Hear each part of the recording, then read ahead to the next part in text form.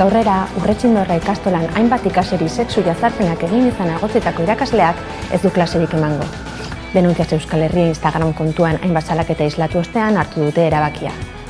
Antzerako akusazioak egin dituzte ere Lekeioko Azkue ikastolako irakasle baten aurka eta bi kasu hauen harira, jazarpenen aurkako protokoloak kaleratuko duela jakinarazi du ikastolen elkarteak, baita biktimen aldeko babesa erakutsi ere.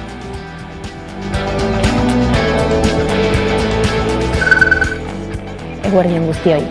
Milaka herritar gerturatu ziren pasaden larunbat honetan Bilbora etxebizitza eskubidea dela aldarrikatzeko.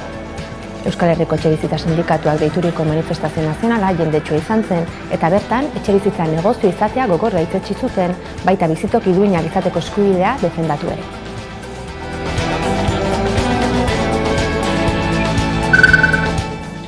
Alaia Martinek irabazi zuen pasaden larunbatean 2024ko Gipuzkoako bertso txapelketa. Donostian, 6.000 ikusleren aurrean gailendu zitzaion buruz burukoan Martin Beñat Gaztelumendiri pasaden bi edizioak irabazi zituen bertsolariari hain zuzen ere.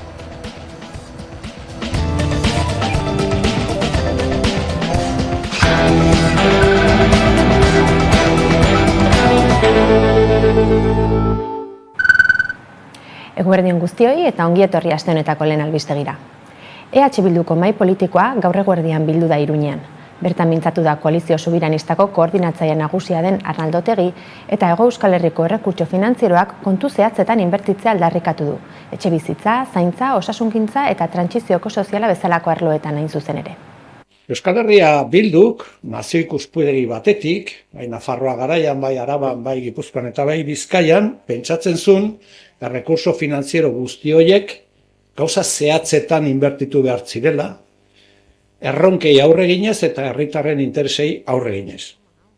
Eta zehazki, etxebizitzan, zaintza osasungintzan, transizioko sozialean, langilegoaren bizibaldintzetan, SMIaren bidez, sartu behar zirela eta nunbait hor inbertitu behar zirela esaten genuen. EH Bildu balantza egiterakoan, balantza oso positiboa egiten du, egindako proposamenaz. Uste dugu euskal politikagintza aldatzearekin batera eztabaida zentratu egin dela. Ez dugu gogoratzen aurrekontuen inguruko eztabaida guztiak, baina esan dezakegu eztabaida honetan bederen agenda politikoan eta eztabaida agendan herri interesak egon direla, herriaren interesak agenda politikoan kokatuta eta eztabaida horren inguruan egin dugula. Ipar Euskal Herrian programa politiko berria aurkeztu du Baionan Euskal Herria Baik. Ekitaldian autonomia estatus baterako oinarri politikoak ezagutarazi dituzte.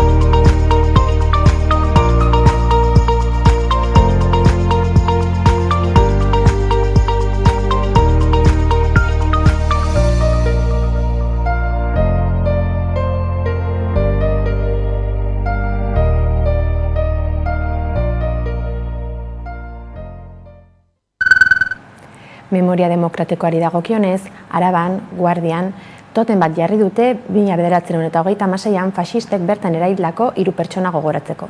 Ekimena, erakunde publikoek eta biktimen senitartekoek eraman dute aurrera.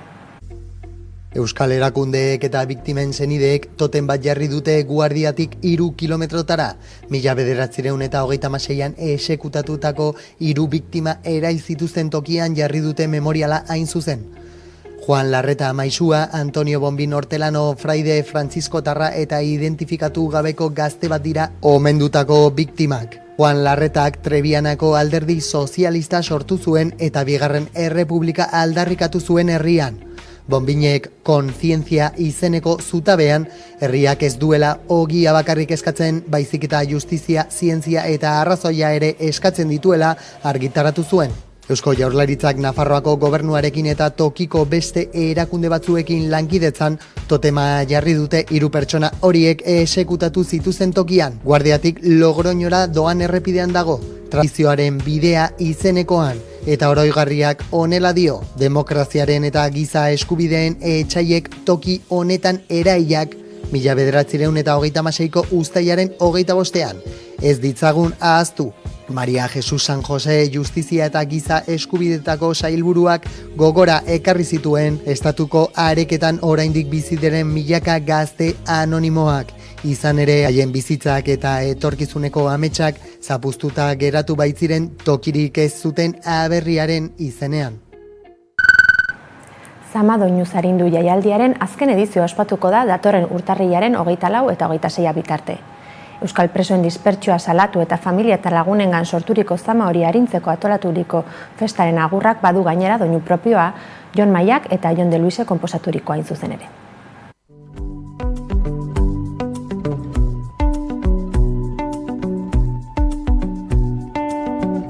Iragana ez da, betirako joaten den zerbait. Etorkizunari begiratzea baita nolabait. Joandeko urteak eta elurteak urtzeuden biharko da berrien zai.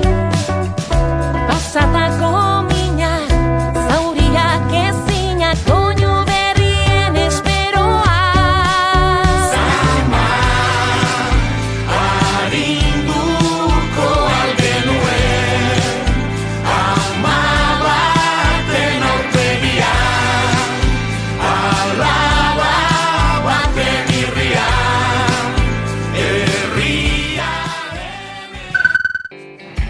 Nafarroan, alderdien berrikuntza prozesuetan hainbat berri jakinarazi dituzte azken egunotan.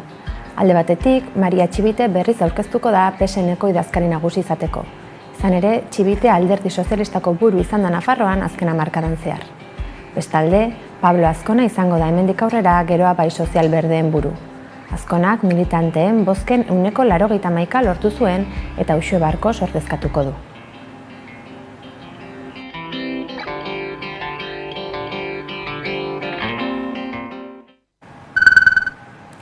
Bi 2025ko aurrekontuen aferan, EH Bilduk Bizkaiko Foru Aldundiak aurkeztutako planari eginiko osoko zuzenketa erretiratu zuen pasaden astean, foru gobernuarekin gauzatzen dabilen eztabaida prozesua dela eta. EH Bilduk 2025ko Bizkaiko aurrekontuen proiektuari aurkeztutako osoko zuzenketa erretiratu du foru gobernuarekin duen negoziazioaren barruan elkarrizketarako eta akordiorako tartea dagoelako. Gaur abenduak 13 Bizkaiko batzar nagusietan oposizioko 3 alderdiek aurkeztutako osoko zuzenketak eztabaidatzeko eguna dute. Hala ere, eztabaidan bertan Iker Casanova EH Bilduren bozeramaileak iragarri du bere taldeak aurkeztutako zuzenketa kentzea erabaki duela aurrekontuen edukiei buruzko elkarrizketa prozesua martxan dagoelako. Koalizio Subiranista ohar batean azaldu duenez, naiz eta jarrerak oraindik urrun egon, bai termino ekonomikoetan, bai edukiari dagozkionetan, gerturatzea egondalden artean eta beraz merezi du elkarrizketari eustea herritarrentzat ona izango den akordio bat lortzeko itxaropenez. EH Bilduren esanetan negoziazio prozesuan lanean jarraitzeko beharra dago, foru gobernuak Bizkaiarentzat gako diren zenbait aurrekontu kapitulu onartu dituelako, besteak beste zaintzari, trantsizio ekosozialari eta gazteen emantzipazioari lotutakoak. Horrek akordiorako aukera zabal ikusten duela uste dute. Sexu jazarpen akusazioak direla eta irakasle batek ikaslei klase ematen utzi die gaur geroztik Bilboko Urretxindorra ikastolan. Informazio gehiago dauka Xabi Alok. Bilboko Urretxindorra ikastolako irakasle bat salatu dute hainbat ikasle hoiek ustezko eraso matxistengatik. Horiek horrela Eusko Jaurlaritzako Hezkuntza Sailak ikerketa abiatu du eta ikastolen elkarteak berealdetik irakaskuntzatik baztertu du ustezko erasotzailea eta gaurtik aurrera ez du eskolarik emango. Bien bitartean, emakumeen aurkako eraso eta jazarpenen aurrean irmotasuna eta konpromisoa berretsi ditu ikastolen elkarteak. Bilboko Urretxindorra ikastolako irakasle bat irakaskuntzatik baztertu dute hainbat ikaslek eraso matxistak salatu ostean. Hain zuzen, sexu jazarpenagatik salatu dute ikasle horiek sare sozialetan. Ikastolen elkarteak hartu du erabakia eta ohar bidez jakinarazi du emakumeen aurkako eraso eta jazarpenaren aurrean irmotasuna eta konpromisoa berresten dituela eta era berean laguntza eskaini die biktimei. Horretaz gain, ikastolen elkarteak argi utzi nahi izan du protokolo zehatz bat duela emakumeen aurkako eraso jazarpen edo indarkeriaren aurrean, eta ildo beretik, zilegitasun guztia eman die azken egunotan izan diren salaketei. Eta adierazi nahi izan du ez duela emakumeen aurkako erasorik, jazarpenik edo biolentzarik onartzen, ez da onartuko ere bere sareko ikastoletan. Horiek horrela, erasoa pairatu dutenei, beraiek hala nahi izatekotan behintzat, ongizate emozionalerako zein beharrezkoak diren prozeduretan laguntzeko baliabideak eskaini dizkie eta emakume horiekiko eta hoien familiekiko eta inguruekiko babesa eta hurbiltasuna agertu ditu. Lekeitioko Azkue ikastolan ere erretiratutako irakasle baten ustezko erasoak ikertzen ari dira eta Eusko Jaurlaritzako Hezkuntza Sailak bere aldetik ere ikerketa abiatu du Urretxindorra ikastolako ikasle horiek irakaslearen aurka zabaldutako salaketekin. Milaka euskal herritarrek aldarrikatu zuten pasaden larunbatean Bilbon etxebizitzarako eskubidea. Euskal Herriko Etxebizitza Sindikatuak eginiko mobilizazio deialdiak etxebizitza duina izatea herritarren eskubidea dela azpimarratu zuen eta beronekin negozioa egitea arbuiatu zuten mobilizazioan. Etxebizitza eskubidearen alde eta etxebizitzaren negozioaren aurka milaka pertsonek Bilboko kaleak hartu dituzte larunbatean. Euskal Herriko Etxebizitzaren Sindikatu Sozialistak eta Euskal Herriko Etxebizitza Sindikatuen sareak deituta 200 eragile sozial eta sindikal baino gehiagok eman diote babesa mobilizazioari. Antolatzaileen esanetan etxebizitzaren arazoa okerrera egiten ari da eta langile klaseak kanporatzen ari dira etxebizitza eskuratzeko aukeretatik. Gaineratu dute etxebizitzaren arazoaren arrazoia ez dela eskaintza falta, etxebizitzaren negozioa baizik, espektro parlamentarioko alderdi guztiek proposatutako neurriek ez dutela arazoa konpontzen edo arintzen gaineratu dute eta negozioaren kontura urgentziazko neurriak aldarrikatu dituzte eta borrokarako mugimendu zabala egituratzera dei egin dute.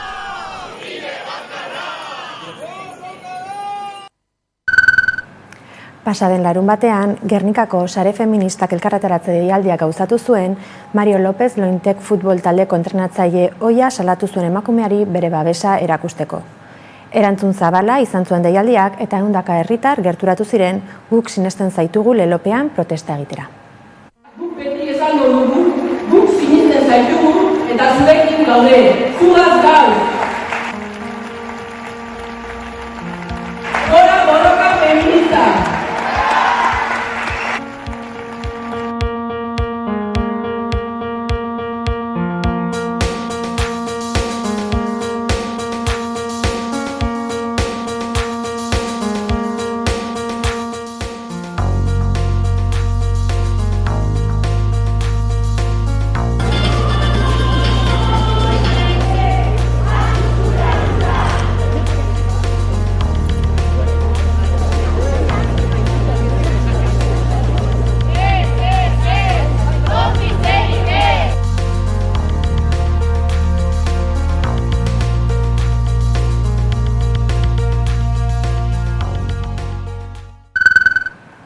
Mario López futbol entrenatzailea dela esan dugu, saskibaloi entrenatzailea izandakoa da.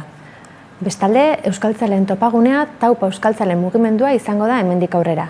Izen aldaketa honen bitartez, hasiera berri bat irudikatu nahi du taldeak, baita Euskal Herri osoko euskaltzaleak saretu nahi ere.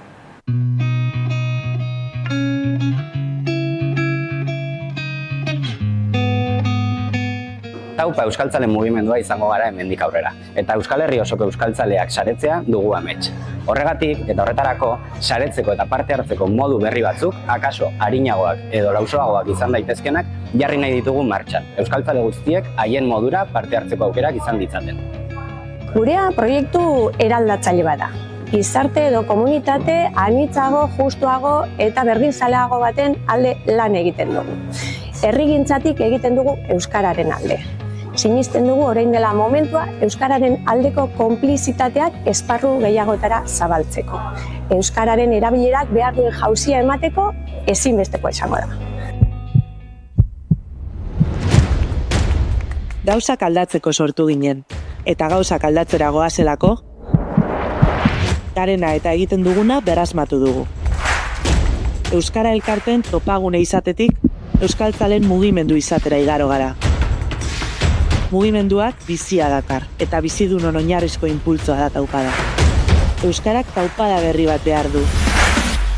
Euskarak mugimendua behar du. Eta gu mugitzera goaz. Topagunea ginen, eta orain zurekin mugimendua gara. Taupa. Pasaden ostegunean gauzatu zuen Gipuzkoako Foru Aldundiak 2024ko urrezko dominaren banaketa ekitaldia. Aurten, Maria Luisa Arriola aintzatetsi nahi izan dute.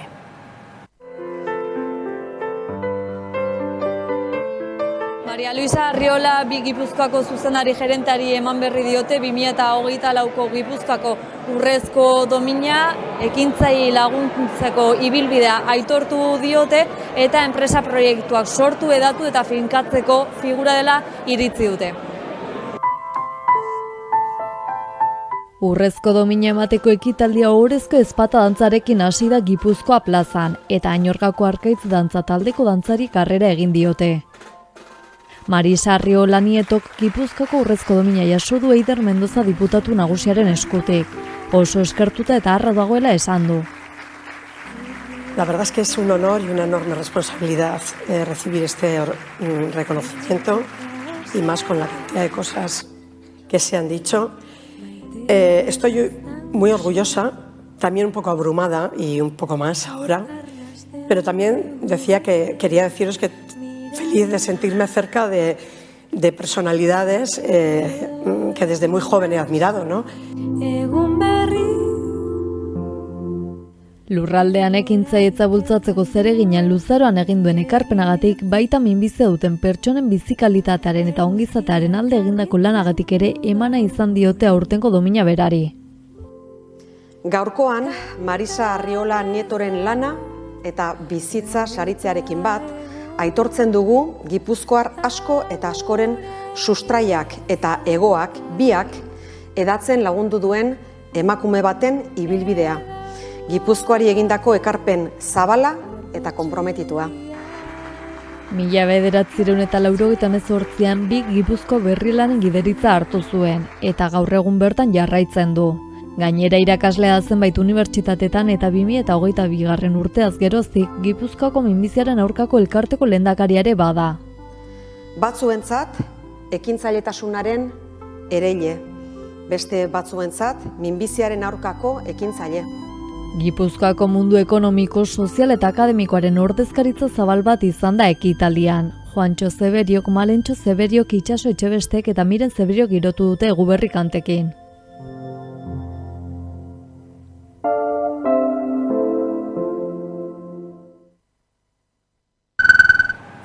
Lezoko udalak herriko parkesarea eraldatzeko plangintza berria aurkeztu du.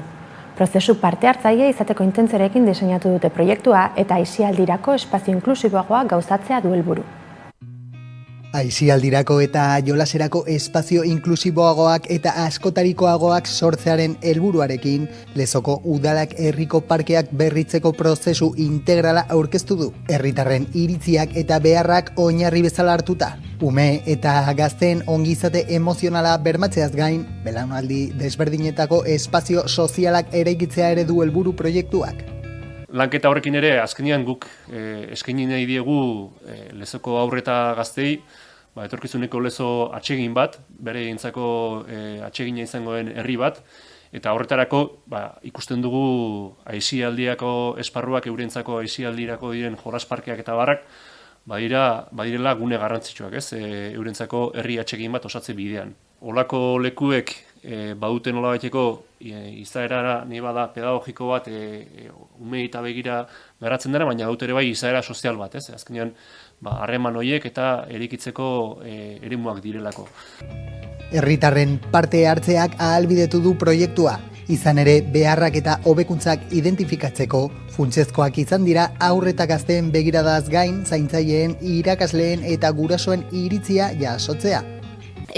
Haurrak parte hartu dute diagnostiko fasean eta proposamen fasean. 332 haurren ekarpenak jasotzeko aukera izan dugu. Zaintzaileak badira agente importantea horrelako prozesuetan eta horiek ere kontutan hartu dugu eta aipatu moduan talde eragilearen bitartez izan da, gutxi gora bera 8-10 pertsonako taldea izan da, baina honetaz gain ere herritarrak izan dute tartea, azkenean ulertzen dugulako espazio horiek edozein herritarrentzat ere garrantzitsuak izan aldirela. Azterketaren emaitzen artean hainbat behar identifikatu dituzte. Hala nola, eguraldi txarrarekin ere erabilgarri izango diren eremu estaliak, irisgarritasun eta inklusibitatea hobetzea, natura materialaren erabilera sustatzea eta gazteentzako kirol jardueretarako espazio berriak sortzea. Ekimenaren lehendabiziko esku hartzea Lezoko erdigunean kokatuta dagoen Euskal Herria plazako jolas parkean izango da. Herriko erdigunean dago eta azale handien okupatzen duena eta bere kokapenagatik gehien erabiltzen den jolas eremua da. Eskaera edo proposamen asko zeuden eremu honentzako, baina lehentasuna eman zaio estalpeari, orduan momentuz elementuak bere hortan utziko dira, mantenduko dira. Bai gehituko da elementu berri bat, pixkat inklusiboa izango da, edo izango dena, gaitasun ezberdinetako aurren beharrei erantzuteko, elementu hori kokatuko da, eta horretaz gain guztia estaliko duen estalpe bat jarriko da. Euria egiten duenean, temperaturak asko igotzen dianean eta itzal bat behar duzunean, bertako aurrek aukera izateko jolas parkeak erabiltzeko. Gaur egun ez bai dago horrelako aukerarik. Aurrentzako espazioetaz gain, belaunaldi guztiek gozatu ditzaketen tokiak ere proposatu ditu Lezoko udalak herritarrekin elkarlanean. Hala nola Zubitxo errekako proiektua. Aurreikusia dago, ura agentziarekin hizketan aritu gara eta bereiek hartu dute konpromisoa hemen esku hartzea egiteko eta azkenean ingo litzatekena hemen da horma gorritxiko litzateke eta eremu hontan guztian naturalizatu ingo litzateke sarrera egiteko belardia iristeko uretaraino. Orduan jendia etorko litzateke, aukera izango luke belardian egoteko, uretan pixka preskatzeko eta uste dugu leku atsegin bat eratuko dela denon eskuragarri. Eta azkenean jendeak lotuta izango ditu eremu naturalak eta belarretan egola izango du, zain uretara sartu. Gauzak horrela, lehendabiziko proiektua 2025ko udal aurrekontuetan jasoko da herritarren bizi kalitatea eta herriaren kohesio soziala hobetzeko helburuarekin. Pasaden larunbatean, ELAK zerga erreforma duin baten aldeko aldarrikapena gauzatu zuen bai Iruñean eta baita Bilbon ere Hego Euskal Herriko bi hiriburu hauetan aurrera eramaniko mobilizazioetan. ELA sindikatua Iruñan eta Bilbon mobilizatu da pobretzea geldiarazten ez duten eta lan aldarrikapen eta aldarrikapen feministei muzin egiten dieten fiskalitate eta aurrekontuen aurka. ELAK manifestazio horretik batzarra egin du 300 ordezkari baino gehiagorekin. Nafarroako zerga eta aurrekontu politikaren eta etxe bizitzaren inguruan aritzeko. Mitxel Lakuntza ELAko idazkari nagusiak argi utzi du zerga politika errotik aldatu behar dela. Ia 10 urte pasa dira UPNren politika neoliberalak Nafarroko gobernutik irten zirela eta bere horretan mantentzen direla salatu dute. Enpresen neurrira egindako fiskalitatea dagoela Nafarroan salatu du sindikatuak. Mitxel Lakuntzak azpimarratu duenez, Baria Txibiteren adierazpenek agerian uzten dute Nafarroko gobernua zenbateraino dagoen botere ekonomiko eta patronalen menpe. 2023ko abenduko azken bilkuran erreforma fiskala onartu zuen Nafarroko gobernuak EH Bildurekin batera, zeinekin UPNek hasiera batean bat egin zuen. ELArentzat horrek argi uzten du arazo baten aurrean daudela. Hortaz, ezkerreko alderdi politikoen jarrera irmo kritikatu dute. Nafarroko 2025ko aurrekontuak zalatu dituzte ere. Izan ere, 2025ko zerga neurrien lege proiektua ez da baidagai dago orain parlamentuan. Azken 10 urteetan sektore publikoak egin dituen mobilizazioak goraipatu ditu sindikatuak. Hala nola irakaskuntza publikoarena eta zahar-egoitzena. Eraldaketa sozialaren alde egiten jarraituko dutela argi utzi dute.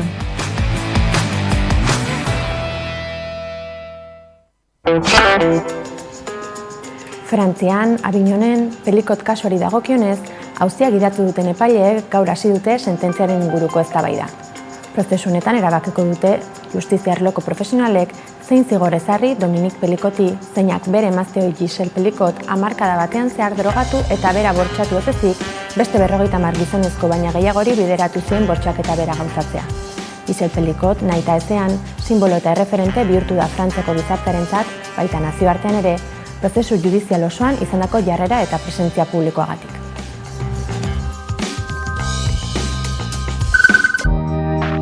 François Bayrou da pasaden ostiralaz geroztik Frantziako lehen ministro berria. Emmanuel Macronek bilaketa prozesua azken momentura arte luzatu zuen eta bere autuak aurreikuspenak bete zituen, Bayrouren izena kiniletan agertu baitzen pasaden astean zehar. Modem zentro-eskuin alderdiko buru da lehen ministro berria eta Macronen alde egin izan du taldeak historikoki. Orain, gobernu berria osatu beharko du Bayruk, baita 2025ko aurrekontuak prestatzen hasi ere. Horrez gain, astelehen honetatik aurrera, gainerako alderdiekin elkarrizketak ere hasiko ditu.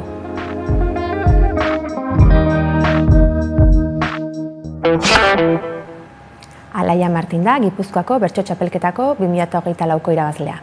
Martin larunbatean Donostian ospaturiko finalean gailendu zitzaion buruz burukoan Binet Gaztelumendiri, aurreko 2 edizioetako irabazleari hain zuzen ere. Txapeldunaren agurrarekin bukatu. Alaia Martin Etxebeste jantzi du 2024ko Gipuzkoako bertso txapelketako finaleko txapela. Laugarren finalaren ostean garaie da datozen 4 urterako. Buruz burukoa errepikatu dute Alaia Martinek eta Beñat Gaztelumendik, 2015 urteko finalaren gisara, baina oraingoan Alaiak hartu dio aurrea Gaztelumendiri. Bihurtu ditzagun lagunak, bizitzaren tenplu, badakitenak zer noiz nola, eta non galdetu, entzuten gaituztenak naizta, pixkat logaletu, ta etxe bihurtzen dutenak. Edo zein ez leku, mendeko hitza bilakatu, den ontan mendeku disolba dezagun eskuina, tauzoa ezkertu, egon gaitezen lagunekin, auskorta inprefektu, elkarrengandik gertu eta elkarrentzat gertu. 6.000 entzule inguruk bero-bero bete dute Ilunbeko plaza eta Olatu eta Txalo Zaparrada artean kantatu 8kotea finalean. 8 bertsolari aritu dira kantuan iragan larunbateko finalean. Alaia Martinez gain Andoni Rekondo Izagirre, Ane Labakamaioz, Aner Peritz Mantero Lauzkitze, Beñat Gaztelumendi Arandia, Eneritz Artetxe Izagirre, Nerea Elustondo Plazaola eta Oiana Iguaran Barandiaran. Almeneko bertso eskolaren 50. urte urrena izan du ardatza urtengo txapelketak, eta aurren lehen bertso eskola hartako ikasle Arantza Zuloidi jantzi dio txapela Martini. Gure aldetik, besterik ez gaurkoz. Gogoratu, 11aren webgunea eta sare sozialak ere eskuragai dituzuela informazioa zabaldu nahi izan ezkero. Mila esker zuen arretagatik, ondo izan eta bihar arte.